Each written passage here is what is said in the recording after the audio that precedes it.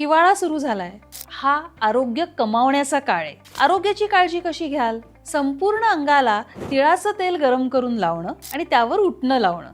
त्यांनी त्वचा मऊ राहायला मदत होते. दुसरी गोष्ट, थंडीपासून संरक्षण करणं. म्हणजे गरज असेल तर पायात मोजे, अंगात स्वेटर, कानाला बांधणं, हे उपाय आवश्यक आहेत. तिसरी गोष्ट, स्निग्ध पदार्थयुक्त आहार घेणं.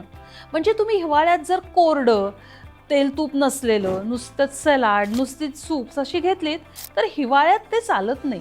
तिथे तुम्हाला जास्त उष्मांक असलेला आहार घ्यायला लागतो.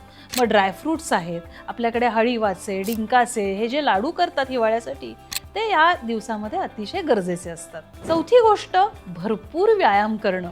अंगात ताकद कमवण्यासाठी भरपूर व्यायाम हा एक अतिशय कानमंत्र आहे असं समजा, की त्यामुळे मिळणारी शक्ती ही तुम्हाला वर्षभर उपयोगी पडते. जर हिवाळ्यात होणारे आजार टाळायचे असतील तर ह्या गोष्टींचा अवलंब नक्की करा.